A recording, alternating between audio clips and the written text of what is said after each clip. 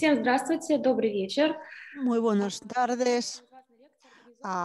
Me es muy grato saludarles aquí mm, en la actividad que está organizada por el Instituto Cervantes, el Centro Iberoamericano de Cultura, la Biblioteca de Lenguas Extranjeras. Ustedes pueden entrar en esta conferencia y a mí me gustaría dar ciertas instrucciones a nuestros espectadores, que ustedes disponen de todos los enlaces a, nuestra página web. Si ustedes no están en la plataforma de Zoom, por favor, miren los enlaces y los contactos de nuestro centro. A mí me gustaría invitarlos a las actividades culturales, que son clases magistrales, conferencias, encuentros con embajadas, y me gustaría darles la más cordial bienvenida y invitarles. Y aquí tenemos una gran colección de libros, y también hay muchos libros en el Instituto Cervantes. Y para nuestros oyentes de otras ciudades, quiero señalar que hay muchos libros en forma digital y se puede leerlas a distancia. Ahora doy la palabra a la gestora cultural del Instituto Cervantes, a Tatiana Pekariova, que se está presentando. Y a mí me gustaría agradecer a la Biblioteca de Literatura Extranjera y al Centro Iberoamericano también, y presentar a nuestro invitado de hoy. Boris Friedman es aquella persona a la que en Japón llamarían patrimonio nacional. Estamos felices de que Faliz, un coleccionista muy eminente, se ha hecho gran amigo del Instituto Cervantes, porque en reiteradas ocasiones él impartió conferencias y hizo sus exposiciones en el Instituto Cervantes. Hoy va a hablar sobre la amistad de Iliast y Picasso, sobre este vínculo tan enigmático y maravilloso.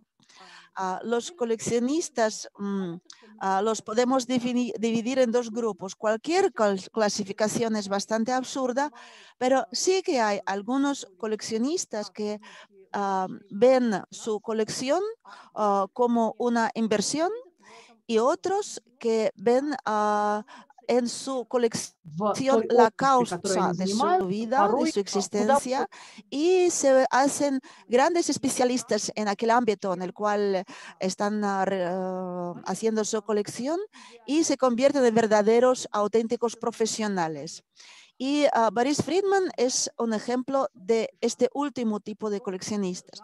Él colecciona unos objetos de un género muy especial. Se le llaman livres d'artiste. Él descarta cualquier otro nombre para esto. No es el libro de artista, sino livre d'artiste. Él dispone de la colección más grande de libros de artistas. Fue comisario de 20 exposiciones, de ellos 8 se realizaron en el Museo de Pushkin, y nos conocimos en la exposición de Dalí, Picasso, Miró, de los surrealistas españoles. Y cuando Boris empezó a guiar un grupo de afortunados por esta exposición, el único pensamiento que reinaba en mi cabeza era: ojalá esto no termine nunca. Ustedes van a ver de qué estoy hablando. Y Boris recordó un episodio muy interesante cuando dialogaron un archivista que le preguntó: ¿qué es lo que coleccionas? Él respondió: yo estoy coleccionando la historia de edición del libro de artista. Por eso no es solamente una colección de las ediciones muy valiosas, únicas en su género. Y lo único que me gustaría decir al final de esta presentación sumamente breve: si hubiéramos vivido en otra época histórica, yo creo que Boris Friedman haría la mejor compañía para Iliast y Picasso y sería la tercera persona en esta alianza creativa, pero ya está incluido en este triángulo muchos años después. A Boris le doy la palabra. Muchas gracias, Tatiana.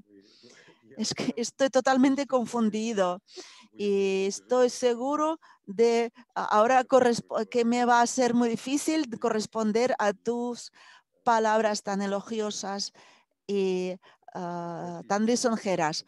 Yo sé que es un trato tan generoso que usted me brinda, pero aquellas exposiciones que estamos haciendo sí que de veras merecen lo mejor. Y voy a pasar a mi conferencia y a la presentación para no perder nuestro tiempo, ya que mi presentación es muy amplia y yo siempre voy al grano para poder darles más información visual para que los oyentes puedan compenetrarse con el tema de mi conferencia. Siempre intento hacer la fila visual más rica de lo que voy a ir diciendo. Hoy voy a exteriorizar mi propia opinión sobre el tema de mi presentación. Muchas gracias. Yo quiero agradecer al Instituto Cervantes, al Centro Iberoamericano, por haberme dado esta posibilidad. Es un tema predilecto y uno de los más significativos. Me parece que de todas las exposiciones que he hecho, es esta la que más importante y notable me parece. Esta exposición fue muy importante porque difería de otras exposiciones, aportando una visión, un concepto muy importante,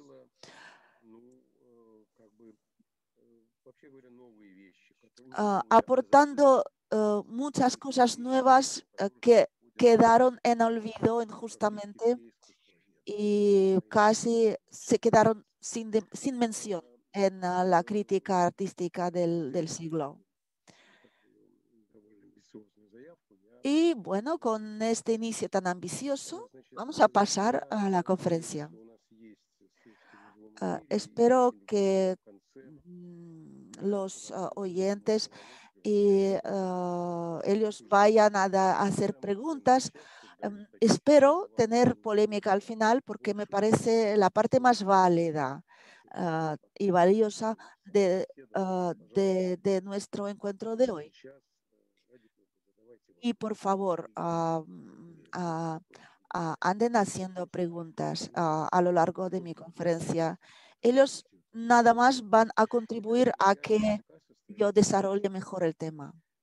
Elías de Picasso, las páginas de su arte y amistad. Muchas personas pueden sorprenderse por tal fórmula y por tal título. Y ellos son unos personajes eminentes. Picasso es un gran maestro que está perpetuándose con el tiempo más y más y alejándose de aquel grupo con el que él trabajó en su tiempo. Mientras tanto, el nombre de Iliast, que es seudónimo de Zdanevich, de Ilya Mikhailovich Zdanevich, tiene otra suerte. En la historia del arte hay casos cuando algunos sucesos o algunos nombres de repente caen en olvido. Ellos son significativos, importantes, y sin embargo, por alguna causa desconocida, desaparecen y después reviven, se produce su resurrección después de pasar muchos años. Y este ejemplo que yo voy a dar es muy conocido.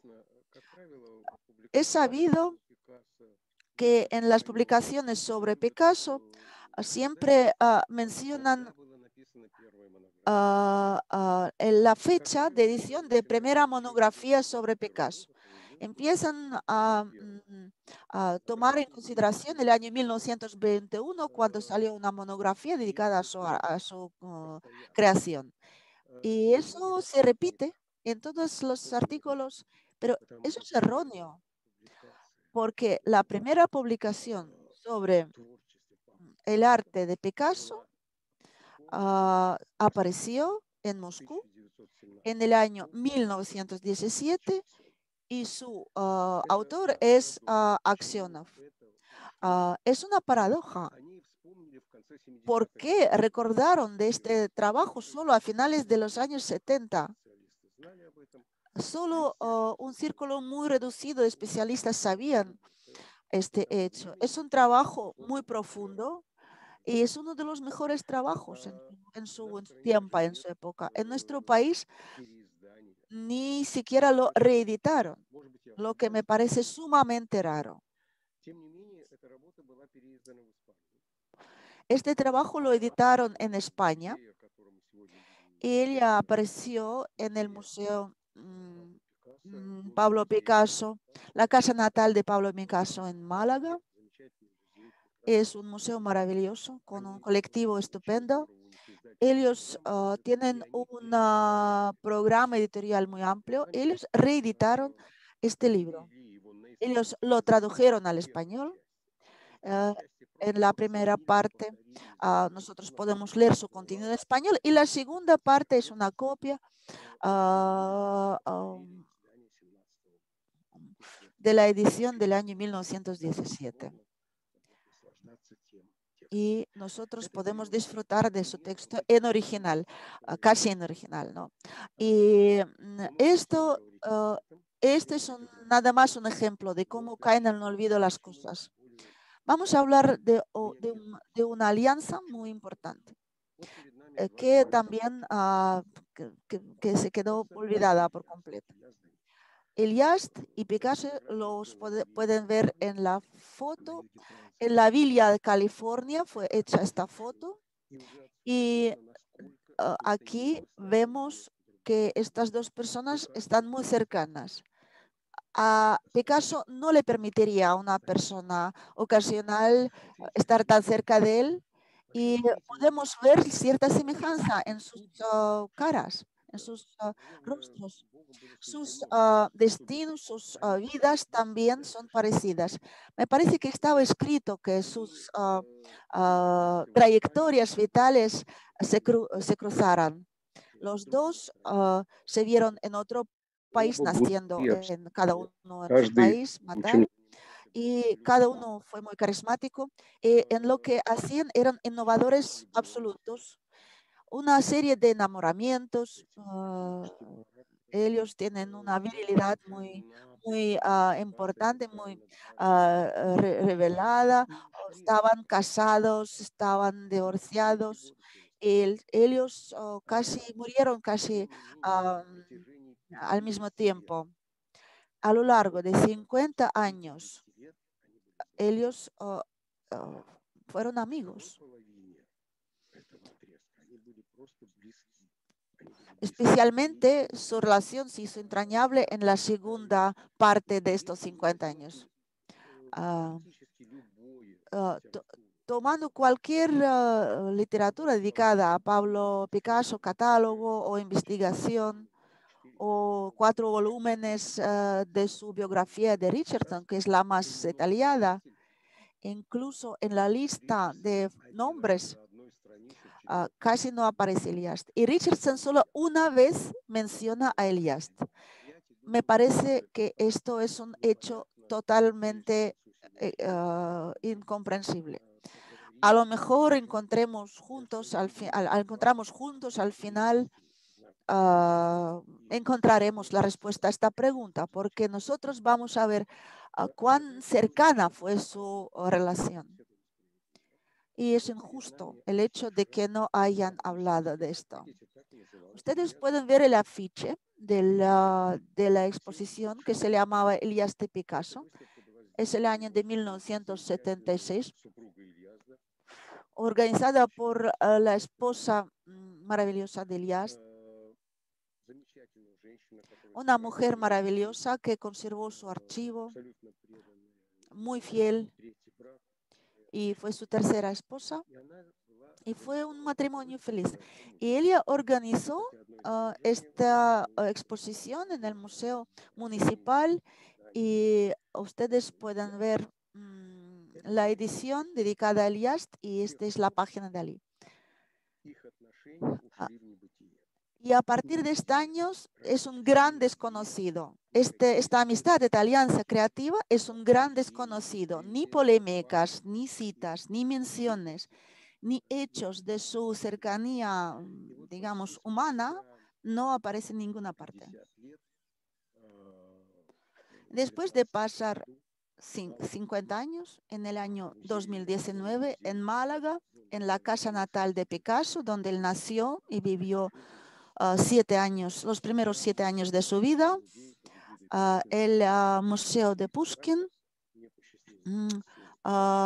organizó junto con los colegas españoles esta exposición, cuyo comisario fui yo. Y ellos,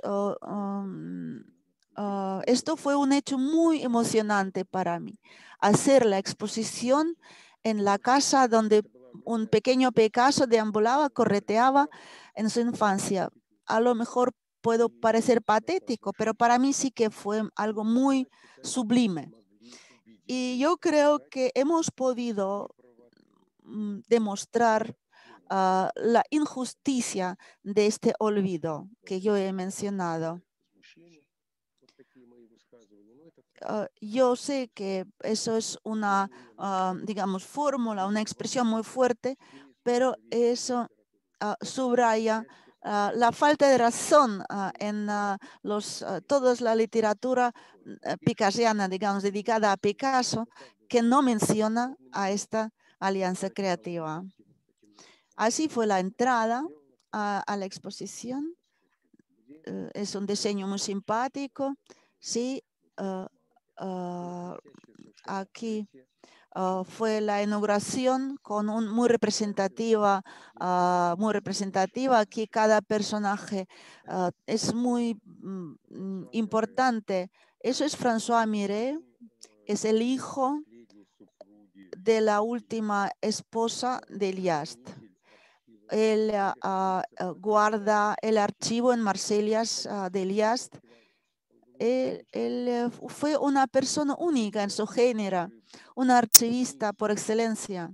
Este archivo queda sin una investigación profunda todavía.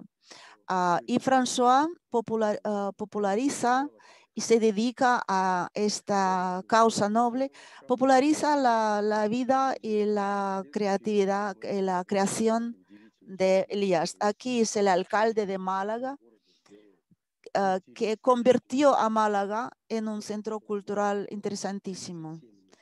Es una ciudad pequeña con 37 museos, es una ciudad hermosísima, y aquí estoy yo, y aquí vino el nieto de Picasso, Hernán Luis Picasso. Es el descendiente directo de Picasso, de la línea de primera esposa de Picasso, Jojlova. Entonces, ellos tuvieron un hijo y esto es su nieto. Entonces, él estuvo en la inauguración y yo voy a mencionarle más. Él con gran interés recorrió la exposición. El director magnífico, José María Lar, de este museo, que nos acogió a todos. Después podemos ver al embajador ruso en España y Elena Gens, de mi íntimo amigo, difunto desgraciadamente, y con su apoyo, con su interés, con su amistad, hemos podido hacer esta exposición. Hemos hecho un catálogo como el resultado de esta exposición, y me parece sumamente voluminoso, sumamente importante también. Ahora voy a recorrer brevemente la vida de Ilya Mikhailovich Danivich, porque no voy a hablar de la biografía de Picasso, porque es harto conocido por todos y su vida no es ningún secreto. Como Ilyas no es tan conocido, voy a hablar de él. Aquí vemos a sus padres. Él es descendiente de una familia intelectual. Su padre es polaco, maestro de francés. Y a propósito, su padre fue traductor al ruso del Manifiesto del Futurismo de Marinetti. Aquí hay muchas anécdotas muy interesantes. Intentaré no dispersarme, pero es un hecho interesante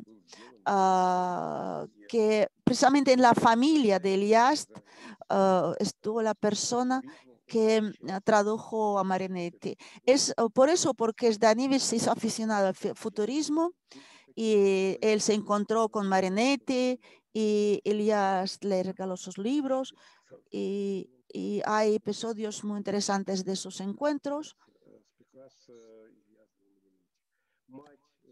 La madre de Ilyas Danivich, una mujer maravillosa, es georgiana y sí, por eso decimos que Ilyas es georgiano. En el año 1911, él ingresa en la Universidad de San Petersburgo a la Facultad de Derecho. Y él egresó de esta universidad y su única carrera que obtuvo fue esta carrera de jurisdicción. Es sorprendente porque en su vida él se dedicaba a muchísimas cosas. Es una persona que no pertenece al siglo XX. Es una persona de renacimiento. Si voy enumerando sus aficiones y sus oficios, y no como dijo Pushkin sobre el diletantismo, ¿no? Él, dedicándose a un oficio, él se hacía profesional en este ámbito, en este oficio. En Tiflis pasan muchas cosas, pero yo voy a marcar dos cosas más importantes. Ilyas todavía es Danivich, en aquella época fue la primera persona que se encontró con Pirosmani y lo encontró y lo descubrió para nosotros. Formalmente lo descubrió Antiu, pero lo vio por primera vez y entró en contacto con él. Fue Ilyas, que tenía en aquella época solo 19 años en el año 1913. Vamos a ver. Él viene a pasar las vacaciones en Tiflis y es una parte importante porque tiene mucho que ver con nuestra conferencia de hoy. Y él viene a Tiflis en el 1913 y allí él estuvo buscando a Pirosmani porque era muy difícil encontrarlo, porque él pasaba las noches en las tabernas y hacía sus dibujos, sus óleos en las paredes, en los cartones, etc. Él lo encontró, él conversó con él y estas conversaciones fueron maquinografiadas. O sea, son los únicos apuntes sobre las conversaciones con Pirosmani y por eso él publica el primer artículo en el año 1913. Sale este artículo súper importante y yo lo voy a enseñar al final sobre la creación de la obra de Pirosmani. Pirosmani en el año 1913 hace el retrato de Ilyas mientras estaba hablando con él. Es un escolar, está en su uniforme, es un estudiante, está en su uniforme de la universidad Y este cuadro está en una colección privada en San Petersburgo. Nos lo prestaron para la exposición. Ilyas quería pagar a Pirosmani por esta obra. Pirosmani rechazó el dinero, le entregó este cuadro y le dio otro cuadro que ahora está en el Museo de Tiflis, el ciervo. Y Ilyas dijo que este cuadro sí que tiene que pagar. Pueden imaginar cuánto dinero podía tener un estudiante en aquella época, no era mucho. Pero con esto terminó su encuentro y Ilyas junto con Cirilo, con su amigo, coleccionaron más de 50 obras de Pirosmani en su colección casera. Están en el museo en el departamento dedicado a Pirosmani. Aquí vemos a Ilyas que en aquella época fue muy activo. Él participa en las disputas. Él conoce a Larionov y Goncharova. Por iniciativa de Larionov, ellos inventaron la teoría de todismo. Y lo más sorprendente es que en aquella época ellos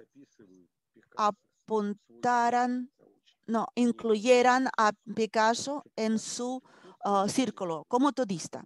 Él es parte de su comunidad. Claro que conocemos a Picasso a través de la colección de Shukin y Morozov. En el año 1913 todavía no lo conoce nadie. Y eso es la primera publicación dedicada a Goncharov y Larionov, hecha por Ilyas al inicio de los años 20. Goncharova hizo este dibujo. Es el retrato de Ilyas y también está en Marsella en el archivo. Yo conozco este archivo a fondo. Estuve 4 años, trabajé con él mucho, 4 veces trabajé con él mucho. Y es un abismo de información, es una infinidad de materiales muy interesantes. Ahora nos iremos de Tiflis.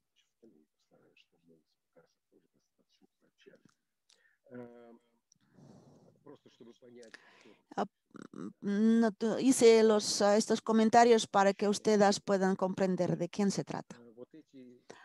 Entonces, estos libros los edita en aquella época.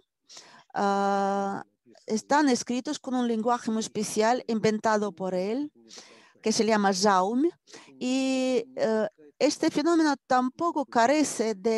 también carece de investigaciones profundas. Son obras muy serias. Y los escribe en Tiflis, en París.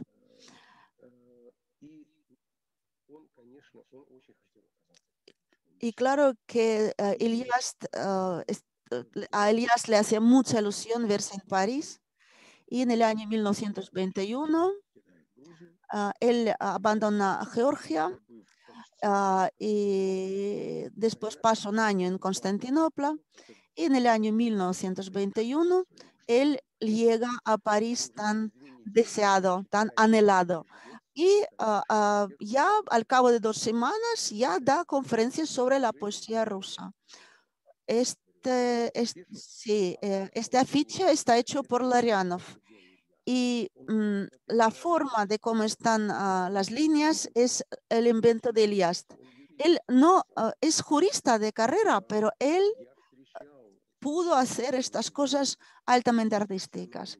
Yo me encontraba con los tipógrafos profesionales y conocen los fuentes tipo inventados por Zdanevich. Los especialistas lo reconocen como un profesional que trabajaba con el tipo. En mayo, él también imparte una conferencia. Ustedes pueden ver el afiche muy inusual de esta conferencia. En esta conferencia, él anuncia su seudónimo, Ilyas, Y a partir de este año, de 1922, él se convierte en Eliaste. Ahora todo el mundo lo conoce como Eliaste. Él se hace muy activo en aquella época. Eso, que no era pintor, no era artista. No tenemos ni un solo dibujo de él. Su hermano sí que fue pintor, pero Elias no.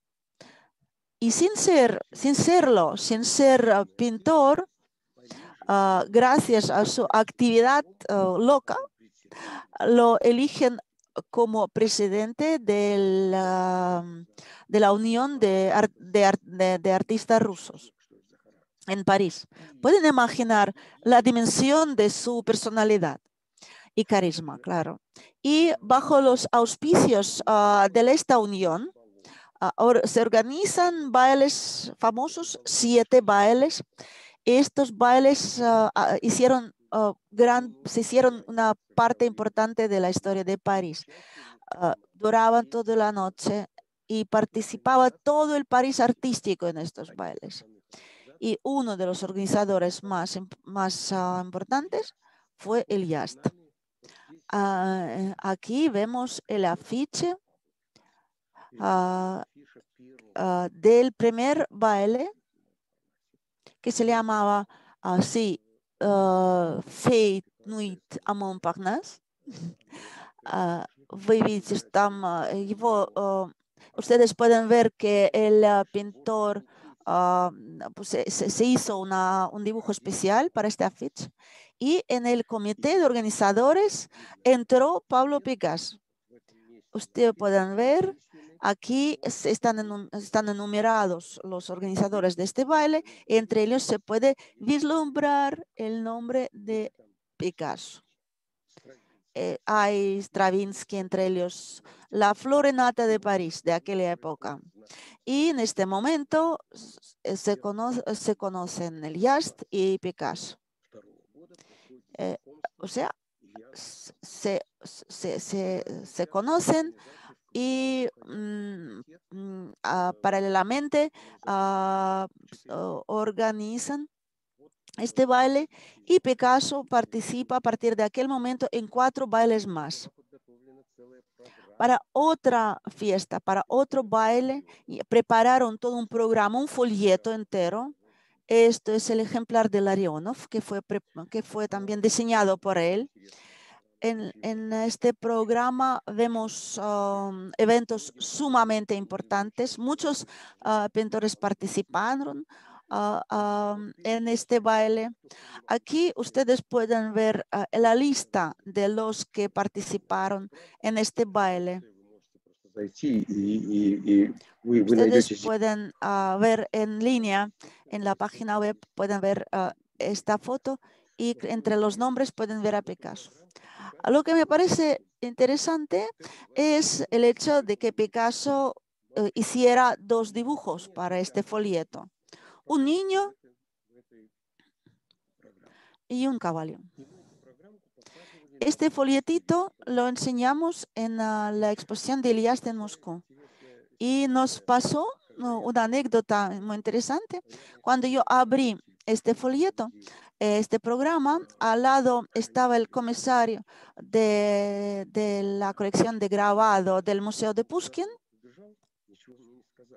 Él salió corriendo y después me trae el original de este caballo, del dibujo de Pablo Picasso de este caballo.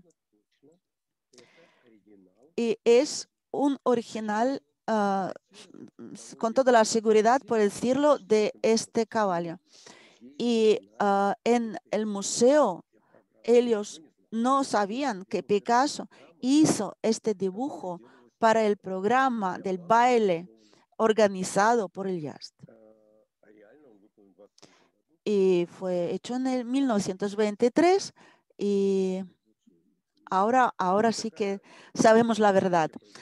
Esto es lo que me pasó en esta exposición, cuando de repente revelamos la verdadera fecha de creación de este dibujo en los archivos del Museo Pushkin.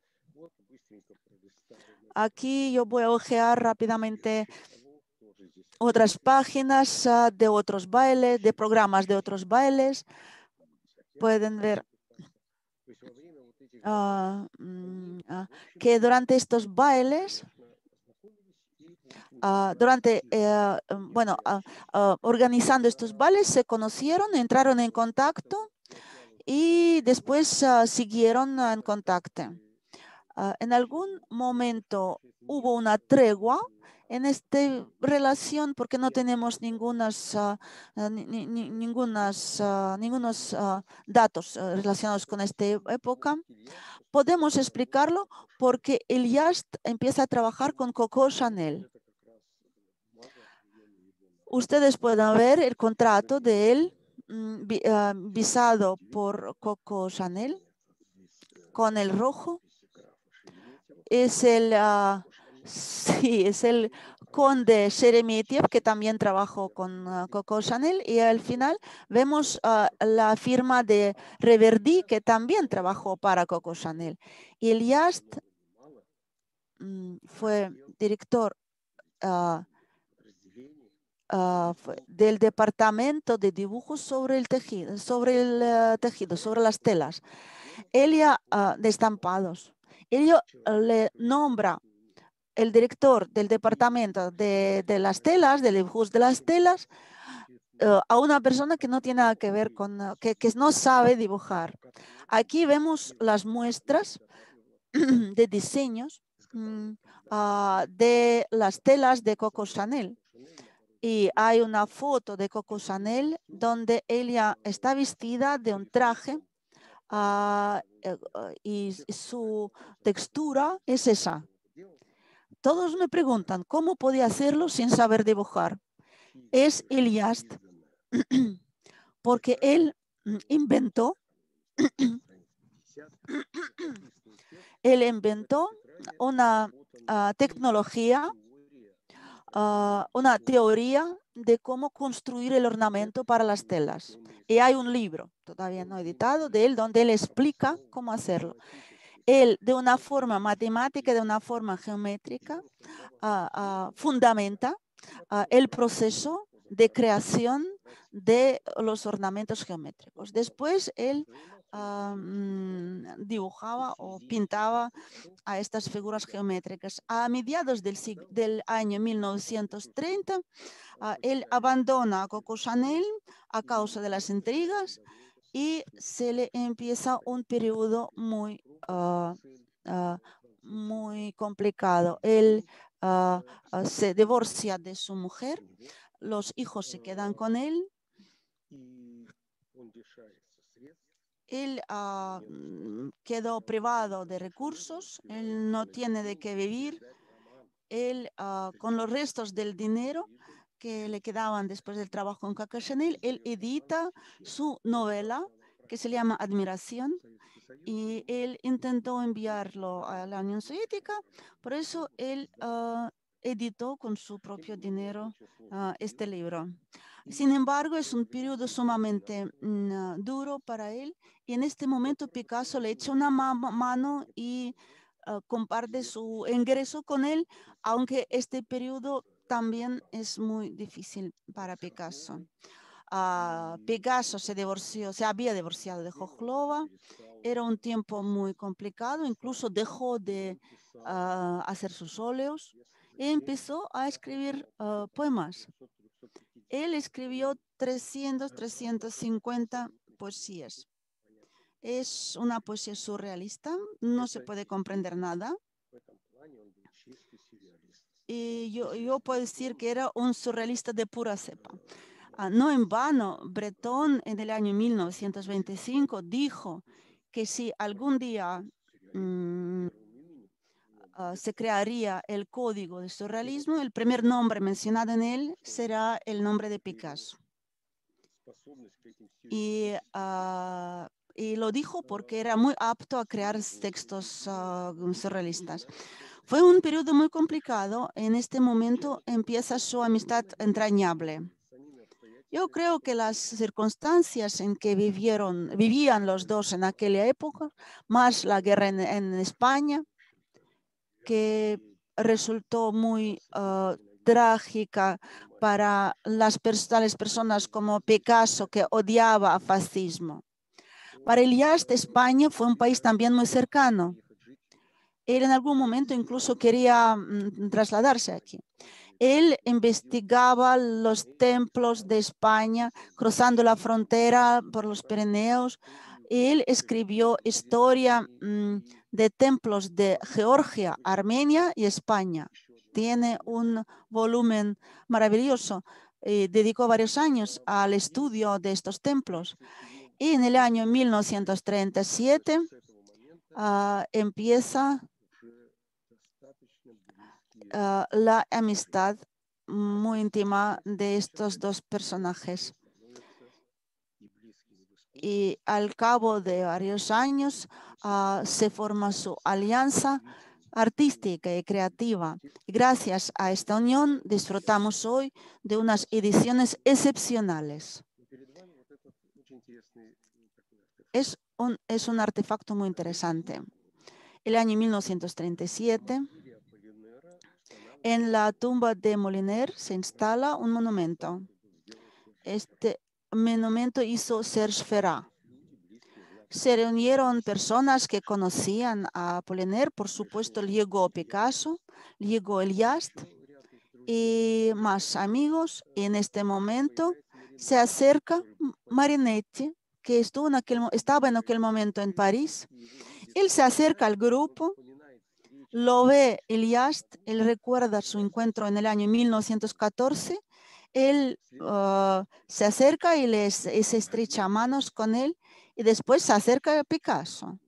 Hay una versión de esta anécdota. Yo les estoy contando hechos publicados en las memorias.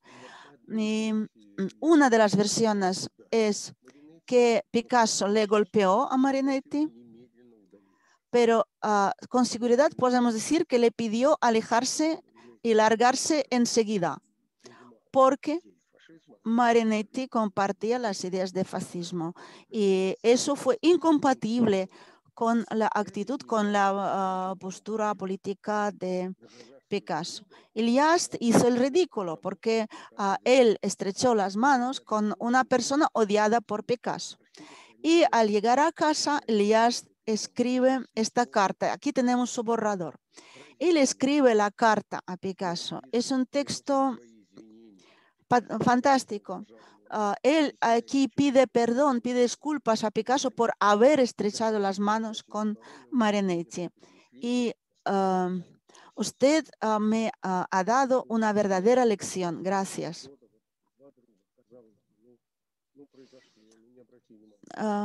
Podría hacer caso omiso a este momento, a este suceso, pero él cuidaba la relación con Picasso. Él no quería que algo amargara estas relaciones y por eso escribió esta carta.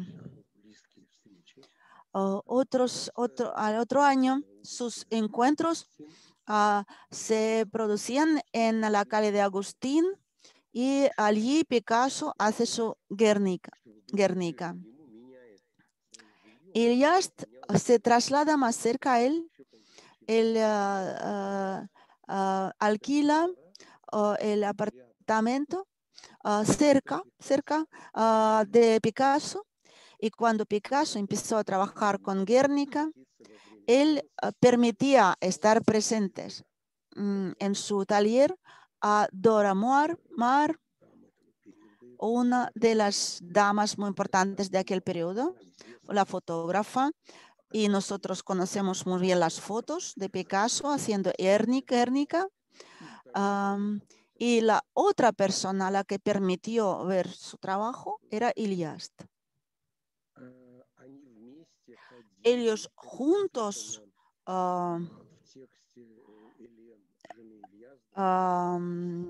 visitaban, y lo sabemos a través de los apuntes de la mujer de Iliast, ellos iban a comer al restaurante catalán.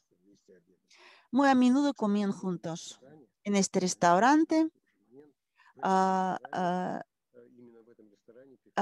Picasso por primera vez encontró a Françoise Agénot, a su futura amante. a lo largo de muchos años fue su amante y con la que tuvo 2 hijos.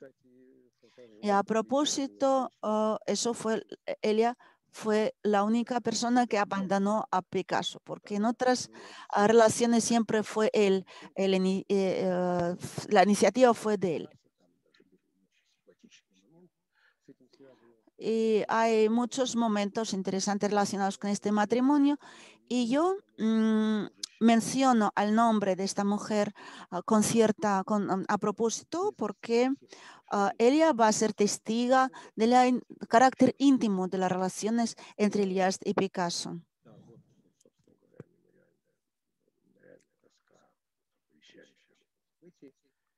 Aquí tenemos la losa memorativa. Y en este momento, Iliast escribe un libro. En aquella época tiene amiga inglesa, una pintora inglesa. No estuvieron mucho tiempo juntos, 2 o 3 años. Tenían relaciones muy afectuosas y Iliast escribe 76 sonetos en ruso. 76 sonetos dedicados a esta dama, a la pintora inglesa. 3 de ellos están dedicados a Pablo Picasso. En este momento, en Francia, aparece este género y ya queda bastante afianzado, bastante ya formado, el género del livre d'artiste. Y aquí tengo que decir que no se puede traducir livre d'artiste como libro de artista. Yo estoy convencido de que es el género totalmente original en el arte del siglo XX. Por eso yo, sin saber lengua en francesa, pronuncio con acento livre de artiste, pero incluso en el nombre, en el título de la exposición, en el Museo Pushkin, nosotros pusimos livre de artiste. Yo creo que esto va a ser así. Y a Iliast le encanta este concepto. Él quiere encontrar algo a que dedicarse. Y él es un tipógrafo por excelencia. Escribe muy bien, muy buen organizador.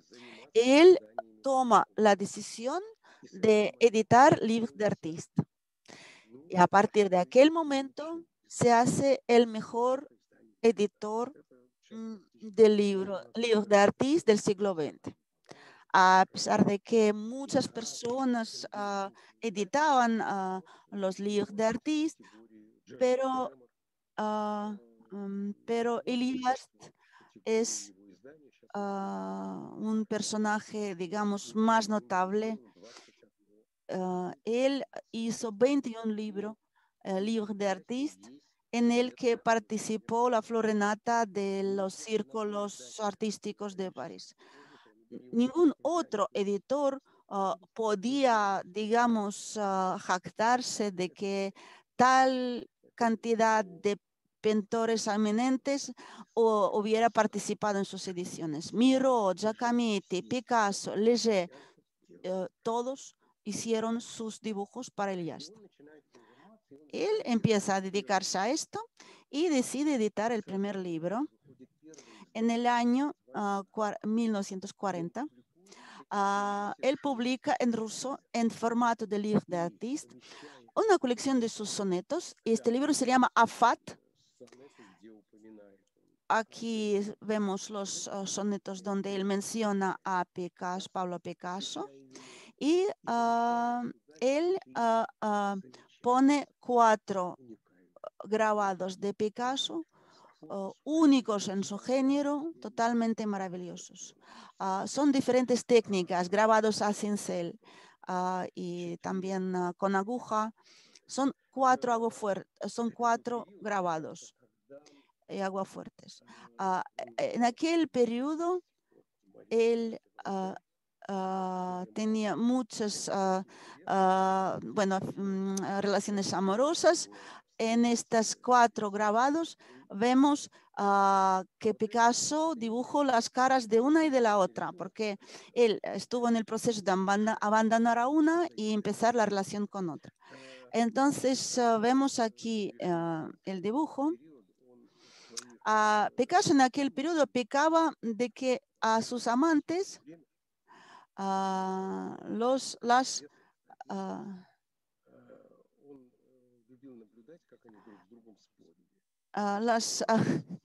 las encontraba, o sea, las hacía encontrarse y miraba con gran curiosidad cómo ellas discutían y se peleaban. Y en el grabado anterior podíamos verlo. Eso es el colafono con las firmas firmado por Picasso y de Eliast. Aquí hay dos firmas, Eliast y Picasso. Este ejemplar fue regalado a una tal Mania y un tal Serioja. ¿Y por qué es el ejemplar de Eliast? Yo ahora me resigné, en algún momento me resigné que nunca iba a saber de quién se trataba, pero hay un gran investigador de Eliast, Josep Miró, dijo quiénes fueron aquellas Serioja y Mania. Mania es Hélène Ettingen y Volodya es Eliast. Y yo pregunté, ¿por qué ellos tienen otros nombres? Resulta que en la correspondencia de ellos, en las cartas entre Hélène Ettingen y Zdanevich, ellos daban nombres unos a otros, apodos y nombres. A ella le encantaba alterar sus seudónimos y ella llamaba a Eliast Volodya, él, para vengarse de ella, la llamaba Mania.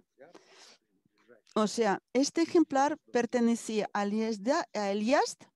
Hubo 3 ejemplares en general, regalado por Eliast a Serge Ferá y Hélène Ettingen.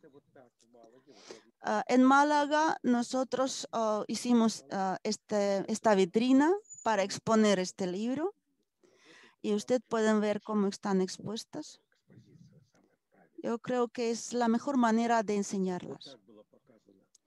Así en la vitrina enseñamos los textos y las páginas. En la exposición hubo un suceso que para mí fundamenta la idea de que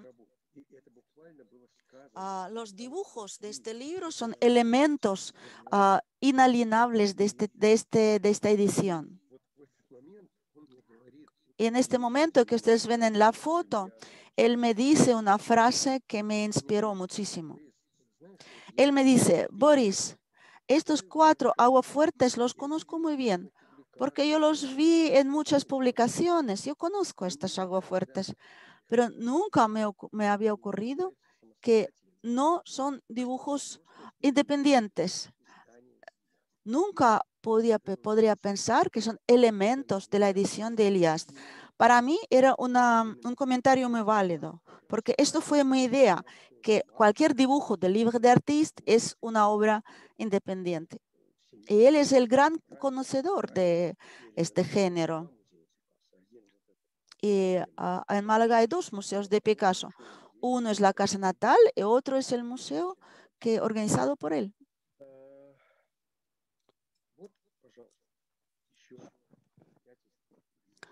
Aquí ustedes pueden ver otro testimonio de su amistad muy entrañable. Yo me siento un investigador que investiga un crimen y por eso yo opto por dar hechos concretos y presentar testimonios concretos. Aquí vemos que Elias corta el pelo de Picasso. Ustedes pueden recordar a muchas personas que podían hacer el peinado para Picasso, a Picasso. Me parece que esta foto es un gran testimonio de su amistad. Es una foto muy conocida, pero para mí era totalmente enigmática. Esta garrapata oscura.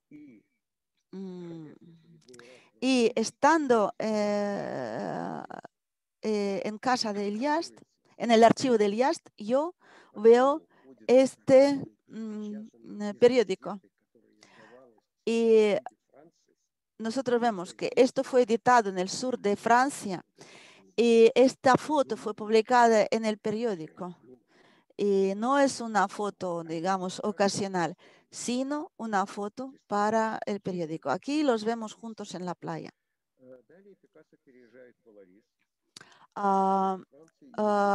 Picasso se muda al sur de Francia y empieza a trabajar con la cerámica. Él se apasiona de cerámica. Él también hace dibujos, pero en cerámicas. ¿Qué es lo que hace Elias? Él también viene a Laris para estar al lado de su amigo y él también se hace aficionado de este tipo de artesanía, de este arte, y le entraron ganas de hacer lo mismo. Él se dedica a este arte, pero como no puede dibujar, ¿qué es lo que hace? ¿Qué puede hacer un georgiano de cerámica? Él hace cántaros. Cántaros de forma original. No era posible utilizarlos. Era una obra de arte. Tenía mangas raras, tenía forma rara. Es una foto de aquella época donde Elias, sumamente feliz, muestra este cántaro que hizo. Yo estuve en Trigans, donde se conservó la casa de Elias. Él compró esta casa después de viviendo en París, compró esta casa y está conservada. En aquella casa están sus cerámicas. Y aquí podemos ver este cántaro. Es el mismo que vemos en la foto y que él tiene en las manos tan feliz y contento.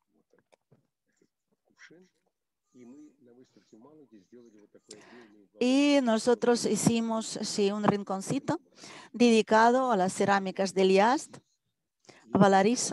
en la ciudad de Laris. Y ustedes pueden ver estos cuatro objetos de cerámicas. Y el último es de Picasso.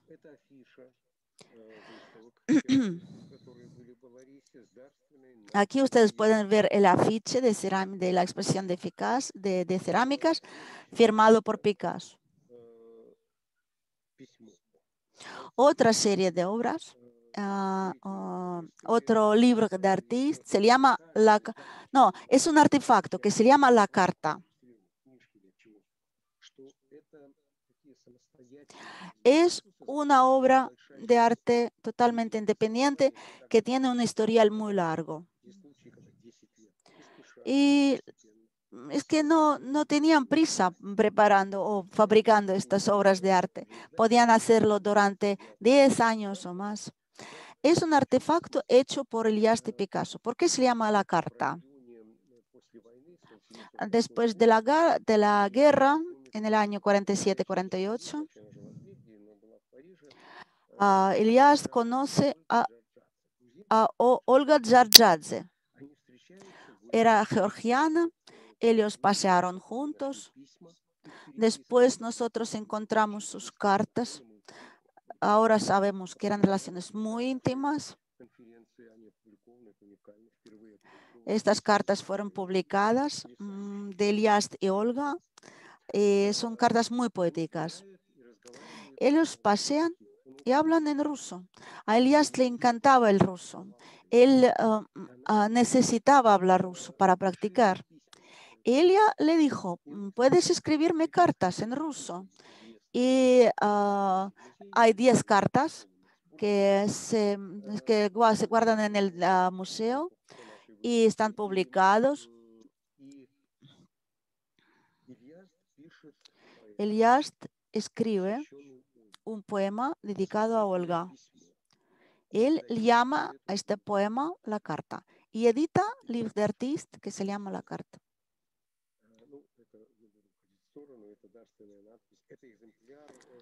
Es una dedicatoria a la mujer de Picasso, Jacqueline Roch. Es su ejemplar que ella regaló al hijo del arquitecto de Chicago, y con este arquitecto Picasso hizo varios trabajos. Iliast amaba pergamín. Y ninguna otra persona podía trabajar con tanta sutileza con este material. Es un libro bastante grande en un sobre de pergamín de una belleza extraordinaria. No sé de dónde sacaron este material. Y cuando abrimos este libro, vemos esto. Y hay un episodio muy interesante relacionado con esto. En general, Picasso no hacía obras a pedido para el Livre d'Artiste. Incluso al famoso Volar le dijo, toma los aguafuertes que ya tengo hechos. Y Volar llegó a casa de Picasso pidiendo dibujos para su Livre d'Artiste. Y Picasso le dijo, aquí tengo varios aguafuertes ya hechos, puedes tomarlos prestados. Y él hace uso de ellos. Iliast fue el único editor para el cual Picasso hizo a pedido varios grabados. Y los hizo según las instrucciones que le dio Iliast. Iliast creaba una maqueta de la edición. A veces no comprendía al inicio de cómo sería. Y él dejaba vacíos para futuros dibujos, imágenes de diferentes tamaños. Esto fue como un ensayo.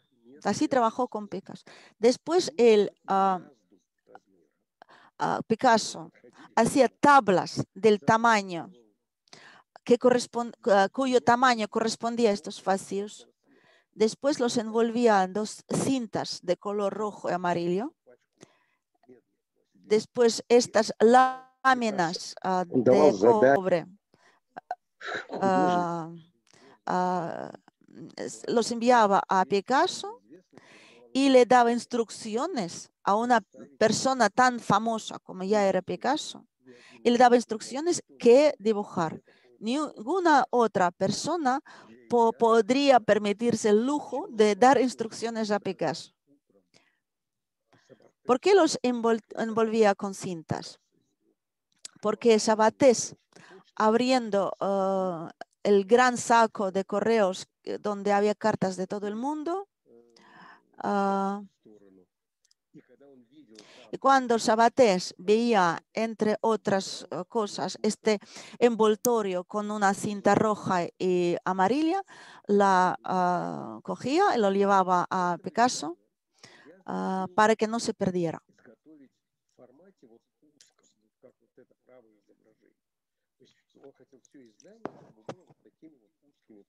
Y para esta edición, él quería tener dibujos muy estrechas. Él hizo maqueta, hizo las tablas de cobre, las láminas de cobre, las recortó del tamaño predeterminado. Y sí, aguja, ceja. Sí, él quería que Picasso, con el método de aguja seca, escribiera la palabra carta en ruso.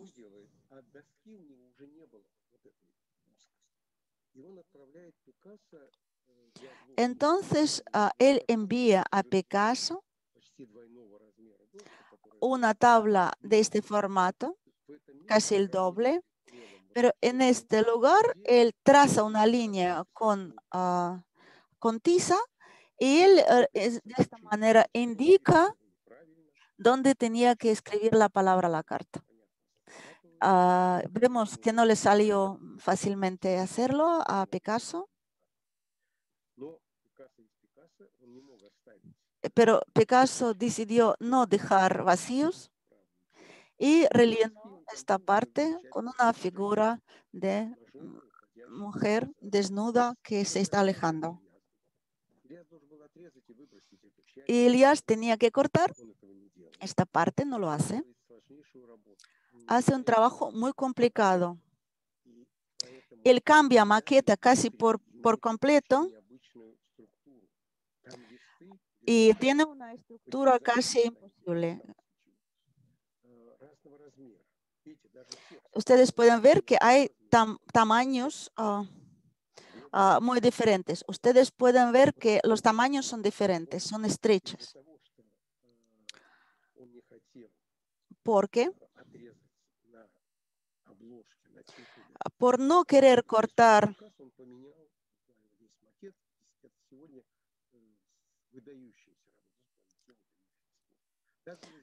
y de esta manera hizo 7 publicaciones. Ustedes pueden ver otra edición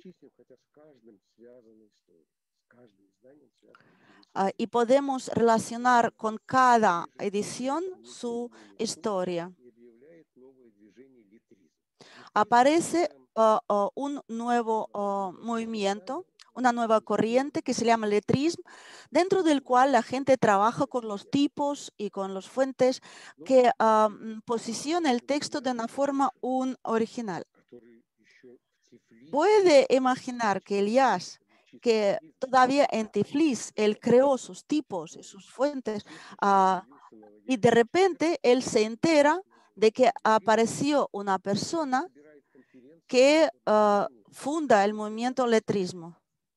Él hace una conferencia, organiza una reunión que se llama Después de nosotros, el letrismo. Y él edita este libro. Es una edición de turno de él. Está hecho de pergamín y es muy original, donde hay 20 textos dadaístas, surrealistas, de diferentes poetas. Elias invita a 20 diferentes pintores para que hicieran para cada hoja un dibujo.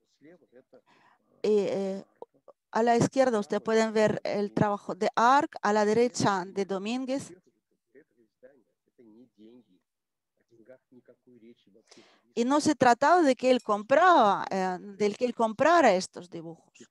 Era totalmente gratuito todo este trabajo. Aquí vemos el aguafuerte de Picasso.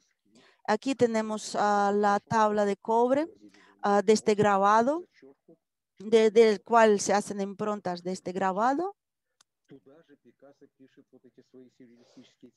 Allí también vemos los textos surrealistas de Picasso llenando páginas incomprensibles, ininteligibles.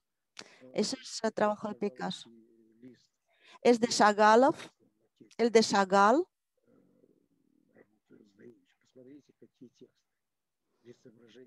Miren, por favor, qué textos son.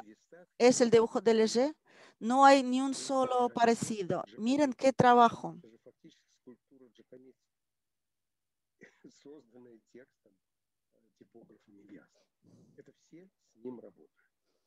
Todos trabajan con él, con gran devoción.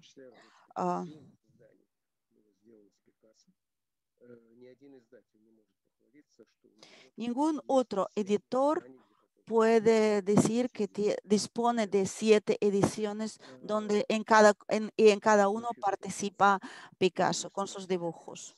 Es una cosa muy artesanal y pueden ver que los textos y los dibujos de tipo Picasso también son excepcionales.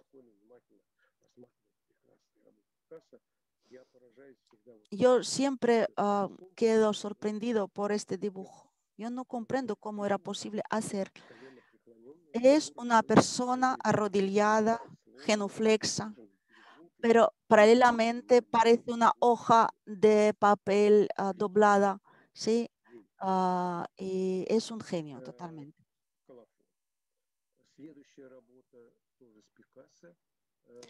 Otro trabajo con Picasso es el poema de Ellen Ettingen. Es su poema. Y aquí vemos una colaboración artística de Elias con Picasso. Miren qué es lo que están haciendo. Picasso dibujó a los caballos. Es la danza de un caballo. Es un tríptico. Y miren qué pasa con el texto. Repite los movimientos del caballo.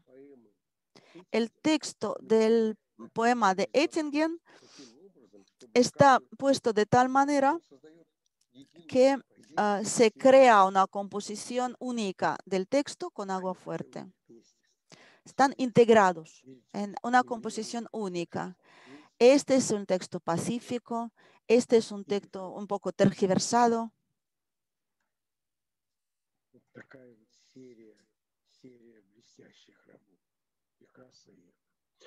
Следующая работа. Здесь только один охот Пикассо. 1952 года умирает Поль Элюар, их друг, общий друг, очень близкий. И в 1956 году el amigo de Elias, Éluard, se muere y Elias muy, digamos, muy entristecido por este hecho, edita este libro para el cual Picasso también hace un dibujo. Y parece que esta edición emana amor y se siente muchísimo amor hacia Éluard de parte de los dos. Otra vez vemos aquí la tabla, la lámina de cobre.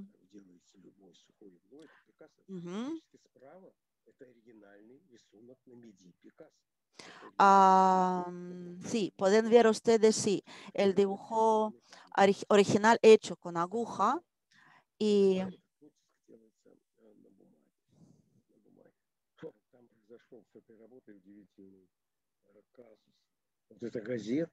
hay un caso muy curioso relacionado con aquella época. Es un periódico editado por Louis Aragon.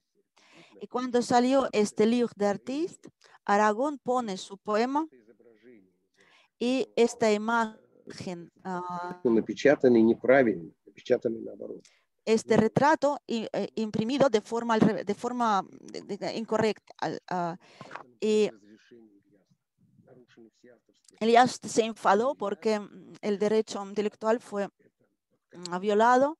Elias se pone muy enfadado.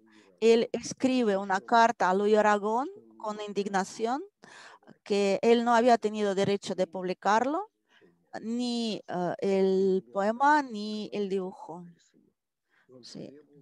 Él exigió que en la edición en otro periódico publicara Louis Aragon las disculpas.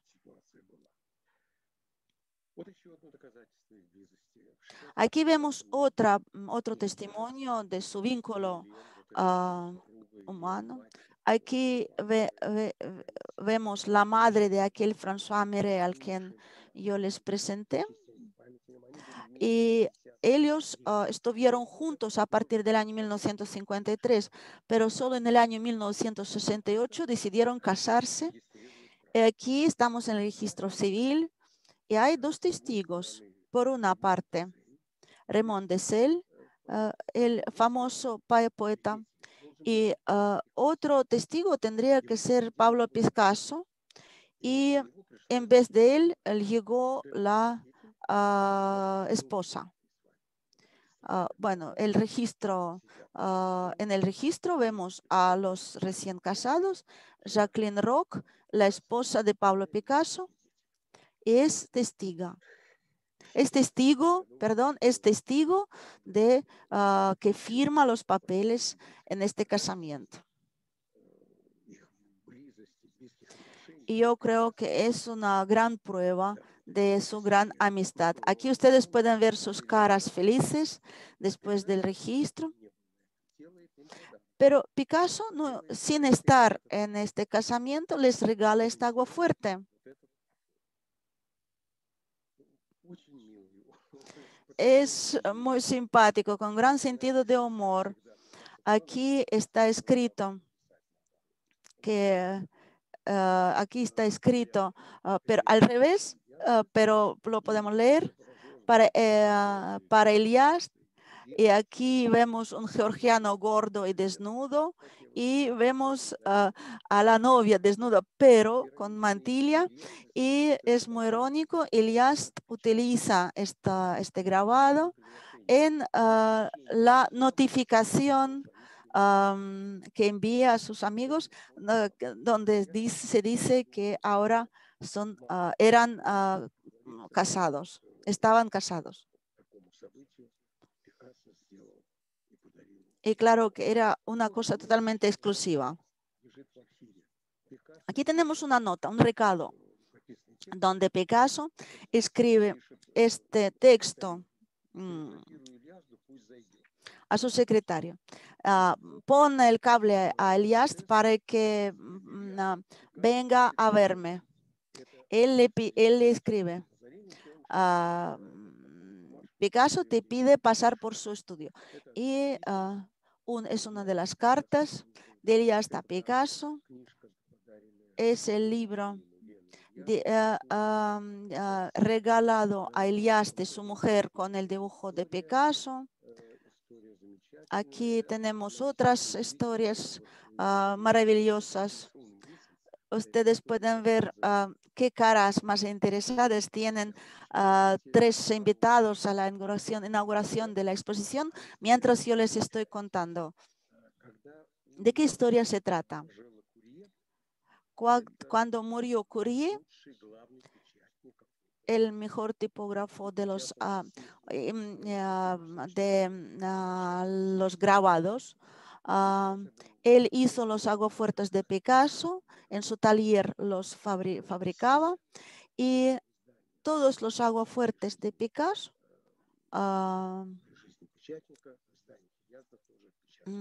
y los de Elias imprimían en el taller de este señor. Elias a lo largo de 2 años estuvo preparando el libro dedicado a Curie. Él pide a todos los pintores que habían trabajado con Curie hacer un dibujo en memoria de él.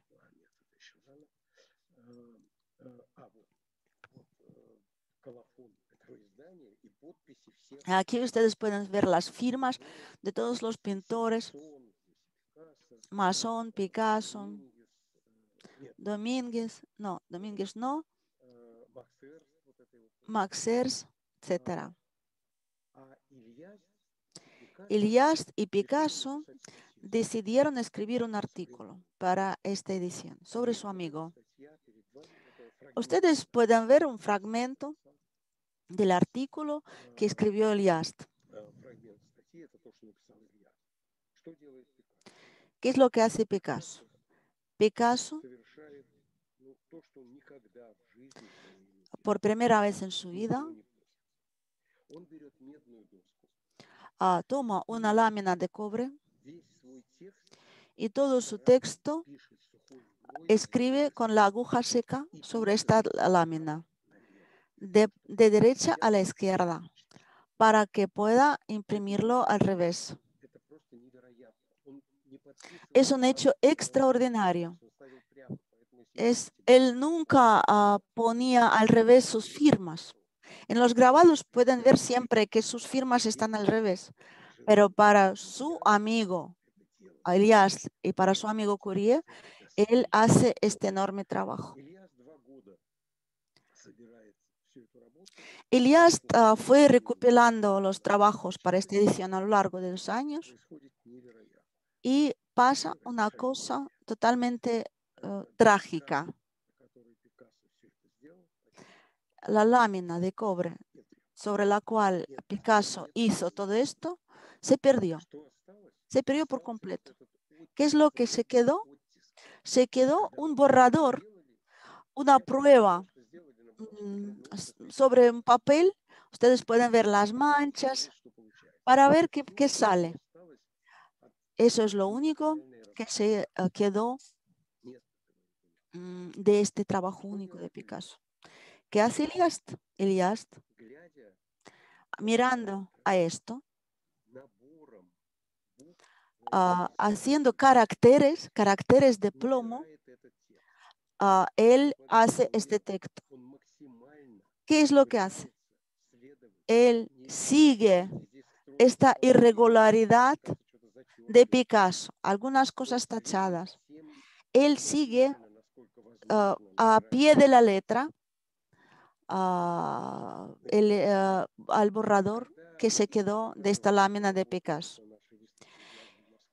Y cuando yo enseñé a los tipógrafos este texto, ellos se acercaban a esto y cuando yo les dije que está hecho de caracteres en la tipografía, ellos dijeron que era imposible hacer un texto con caracteres de plomo de esta manera.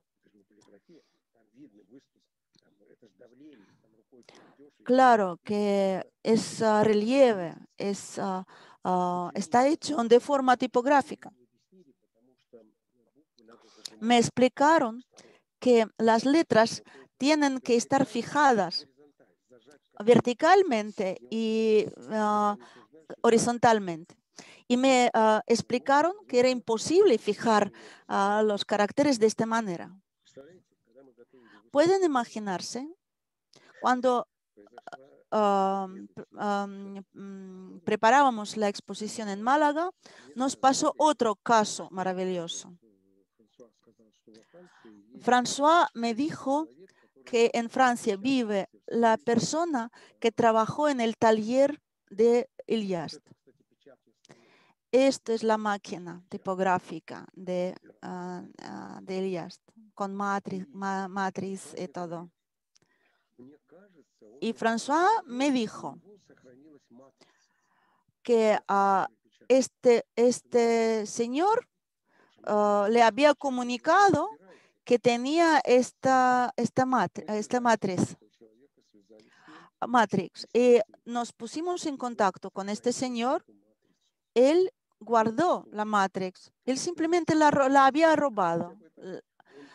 Él la había robado porque comprendía qué carácter único tenía la obra de Elias.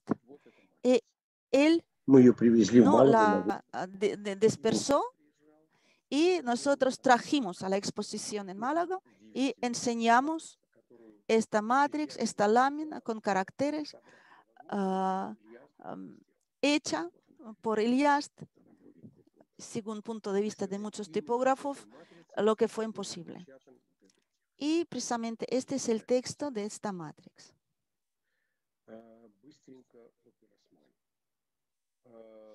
En breve voy a hablar de Pirosmani. A finales de 1971, Elias decidió editar el artículo del año 1914 que él había escrito sobre Pirosmani y traducir al francés. Y pide a Picasso hacer retrato de Pirosmani, porque él contó mucho sobre Pirosmani a Picasso. Elias se pone enfermo. Después de eso, de una forma muy grave, y Picasso le envía a su médico. Él fue internado al hospital y había poca esperanza de que él superaría aquella crisis. Él se recuperó y la primera visita fue a casa de Picasso. Y se quedó muy sorprendido porque Picasso ya había hecho el retrato de Pirosmani.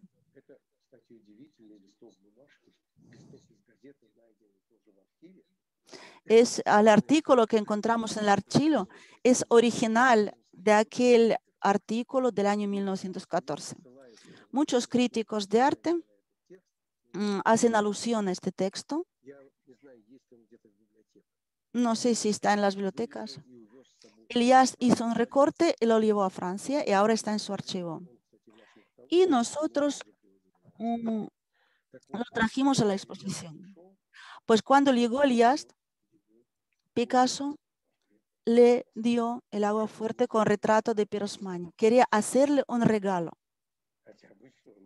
aunque habitualmente nunca tenía prisa. Y Elias es muy curioso porque él dibujó a Pirosmani de esta manera. Sí, ¿por qué dibujó así a Pirosmani? Había una caricatura en Tiflis de Pirosmani. Рисует своего жирафа, знаменитую работу жирафа. Он очень переживал. Y Pirosmani sufría mucho a causa de esta caricatura. Esta caricatura está en el archivo de Elias y casi seguro esta caricatura sirvió de base para el dibujo de Picasso. Elias traduce el manuscrito al francés en el año 1972, en diciembre. En diciembre de 1972 se publica esto y Picasso pone su firma. Esto es la última firma de Picasso en su último agua fuerte. El 8 de abril de 1973, él falleció. El 10 de abril, él tenía la cita con Elias porque ellos habían quedado.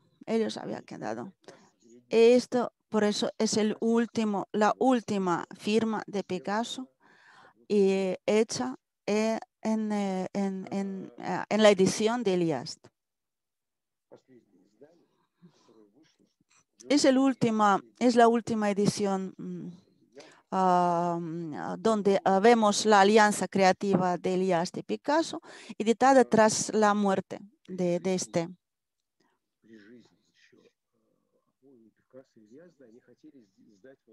Elias y Picasso querían editar este libro cuando Picasso todavía estaba vivo.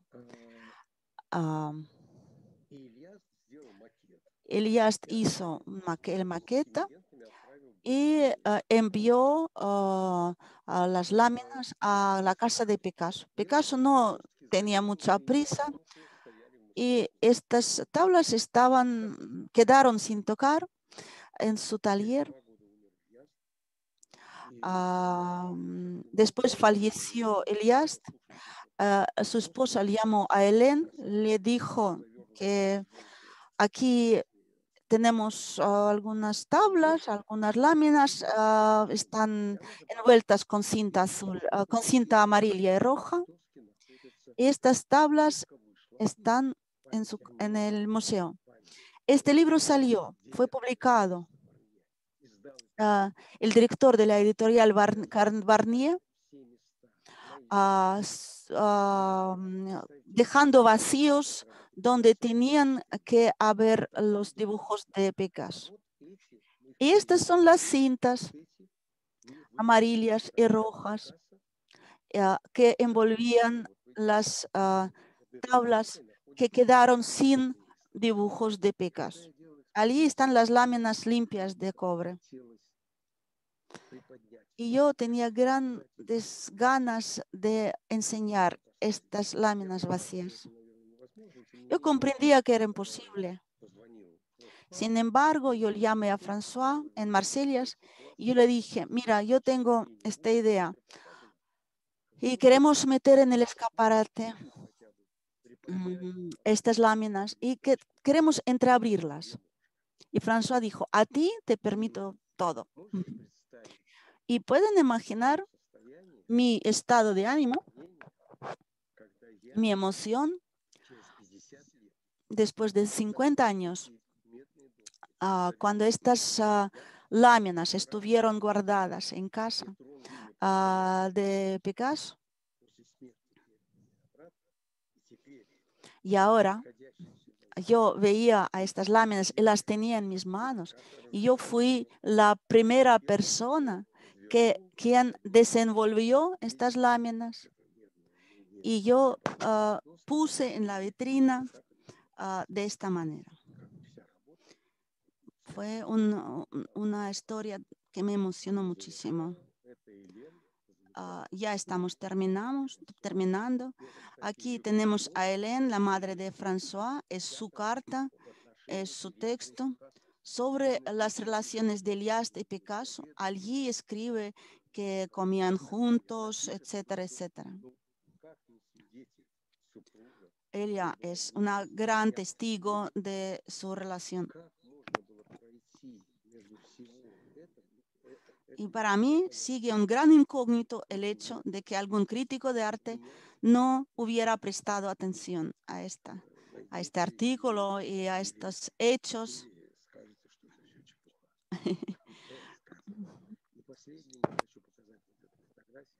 Y la última foto quería enseñarles,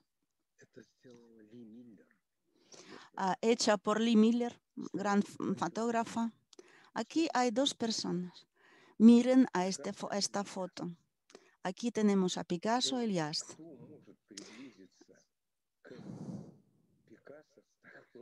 Conociendo a Picasso, no puedo imaginar a quién más hubiera permitido él acercarse y estar a su lado a una persona con zapatillas y sin pantalón. Con esta foto me gustaría terminar mi conferencia. Gracias por su atención y su paciencia. Ya he terminado.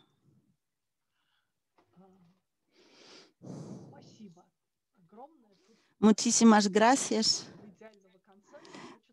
Después de un concierto ideal, tenemos ganas de hacer una pausa. Llegaron las preguntas. La primera pregunta está dedicada a la obra literaria de Liast, que fue autor de muchas novelas, era futurista, pero no fue muy bien comprendido. Y no mencionamos a esta parte de su vida, a su repertorio, digamos, de un literato. ¿De qué tengo que hablar? No comprendí la pregunta. Yo estoy todavía en mi texto.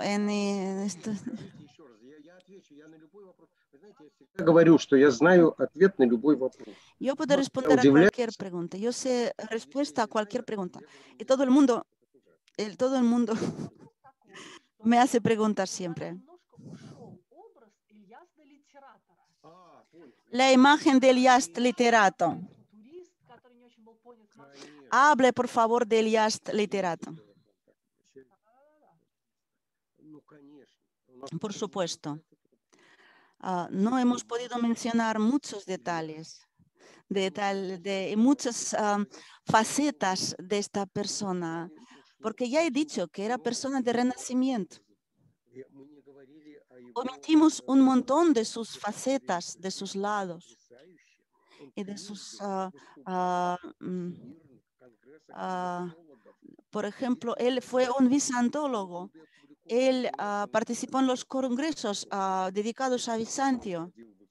Él publicó muchos libros dedicados a Bizancio. Estuvo en las expediciones. él estuvo con Gudiashvili, los incluyó en su expedición para que dibujaran las ruinas. Elias en aquella época se aficionó.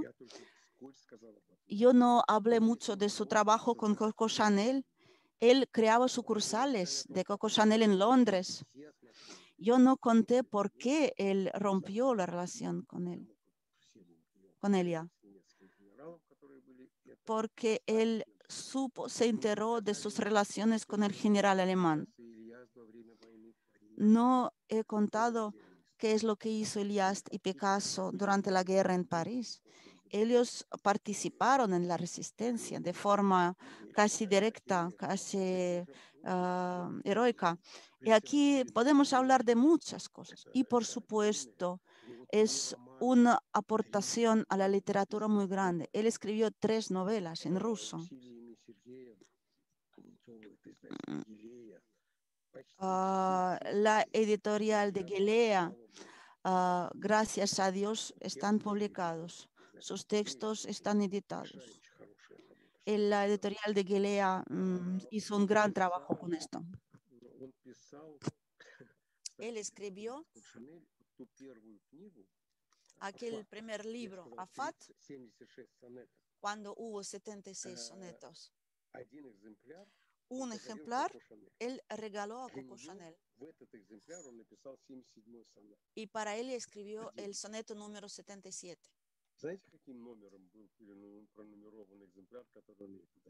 ¿Y saben qué número tenía el ejemplar? Era el número 5.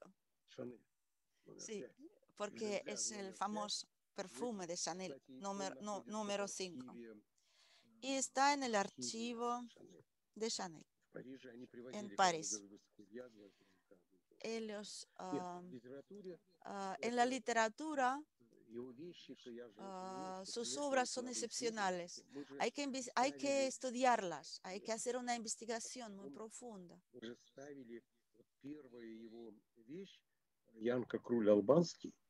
Su obra, Yanka Krul Albansky, es una obra única en su género que no fue comprendido, y fue en el año 1916 en París cuando pusieron en escena esta pieza en el lenguaje de Zaun. Yo no comprendía nada, no se podía leer nada.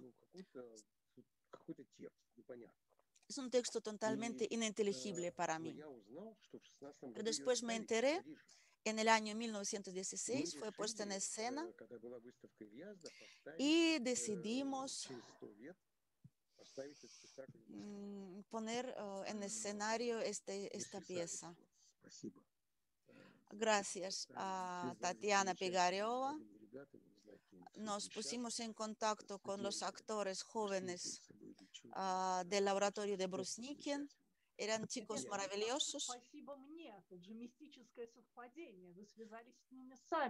Usted se puso en contacto con ellos por sí solo.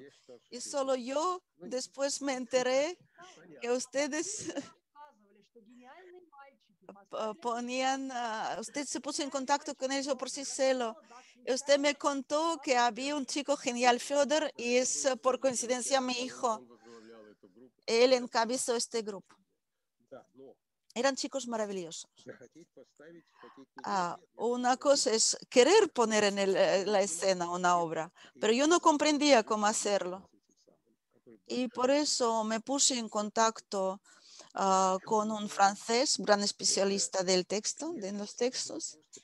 Él me dijo, no es una pieza simple, es el coro. Cada línea es una voz. Yo no comprendía cómo podía ser un coro a este texto. Resultó que tenían que cantar, que era una partitura. Es un trabajo totalmente genial de un chico tan joven. Y estos actores jóvenes, después de enterarse cómo tenían que interpretarlo, ellos pusieron en escena este espectáculo.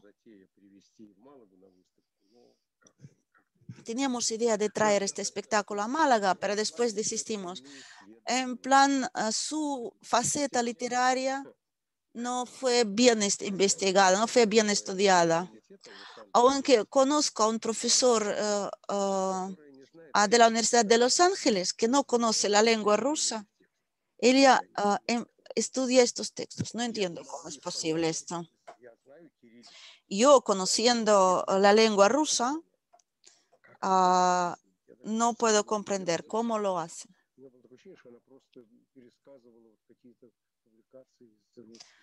Tengo la impresión de que ella está leyendo las investigaciones ya hechas.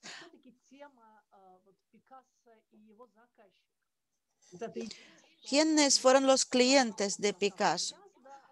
Usted dice que trabaja con Elias y con nadie más, pero interesa saber sobre una serie de aguafuertes dedicados a la obra de Balzac. Es una pregunta. ¿Fue una ilustración o no? No, yo puedo decir con gran certeza de que Picasso no hizo estos aguafuertes para las obras de Balzac. La idea fue de volar. Él inventó el livre d'artiste, pero no le interesaba este género. Le interesaba la historia de marketing, cómo promover. Él quería ver allí dibujos. Él utilizó este género para difundir los dibujos. Cuando él vio a ver a Picasso para pedirle y para encargarle las ilustraciones, Picasso no hizo ninguna ilustración a propósito. Él cogió 13 aguafuertes ya hechos de una serie ya hecha. Es una gran serie, el pintor es su modelo, es muy famosa. No son ilustraciones. No son ilustraciones para la obra de Balzac. A mí me interesa si Picasso había leído este texto. No, eso yo no sé. Sí, yo conozco este libro y me parecía que él ilustraba. En este libro hay muchos errores. Yo también. Es un autor maravilloso. No la conozco personalmente.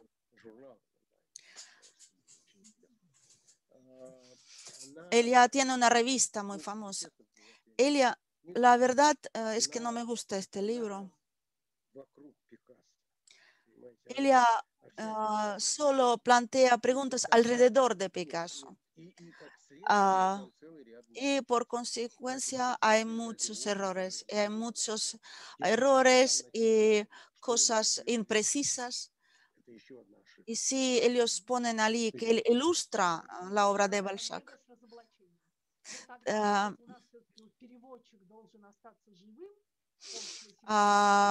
nosotros tenemos varias preguntas de nuestros oyentes. У нас были слушатели. Да, слушал о том, что братья Зданевича... Hay una pregunta dedicada a que los hermanos de Zdanevich organizaron Academia de Amor en Tiflis. Los hermanos de Zdanevich fundaron en Tiflis la Academia de Amor. No sé y no entiendo de qué se trata. ¿En qué época? ¿En qué años? Это кто-то задал вопрос. Я понял. Es una pregunta. Ahora tengo comprendida. Не знаю, думаю, что этого не было, хотя боюсь утверждать. Я, тот период... Yo no sé. Estos dos hermanos tenían una relación muy complicada, muy accidentada, digamos. Después de la salida de Elias, ellos se separaron por completo porque Cirilo vendió todas las obras de Pirosmani al director del museo sin pedir permiso a Elias. Elias se afligió mucho y ellos no estaban en contacto durante muchos años. Y hay una historia fantástica. Eso escribe Elias. Cuando al Louvre trajeron las obras de Pirosmani, las obras de Pirosmani, porque organizaron una exposición de Pirosmani. No invitaron a Elias a la inauguración. Él escribe, y eran aquellas obras que él había coleccionado, no su hermano, sino él. Él escribió que ellos compraron billetes para esta exposición y recorrían la exposición compuesta por aquellas obras que él había coleccionado en Tiflis. No sé nada sobre la academia y tengo dudas porque no puedo imaginar en qué etapa. El autor no nos pone. ¿Hay más preguntas? No hay más preguntas. Pero me parece que esta conferencia fue tan detallada, tan magnífica, tan profunda, que ya podemos concluir nuestro encuentro. Yo haría más preguntas. Vamos a cuidar al traductor y vamos a seguir hablando en este formato. Inventaremos nuevos temas y añadiremos más información sobre la relación de Picasso y Elias. Agradecemos a aquellas personas que estaban viendo esta conferencia en otras plataformas. Ustedes pueden verlo en Facebook y gracias a la Biblioteca de Literatura Extranjera. Y es la última actividad de nuestro programa de este año. Nos despedimos hasta el septiembre. Y gracias, Boris, fue un final brillante de esto. Ha sido gran placer. Всем большое спасибо. Muchas gracias a todos. Hasta nuevos encuentros.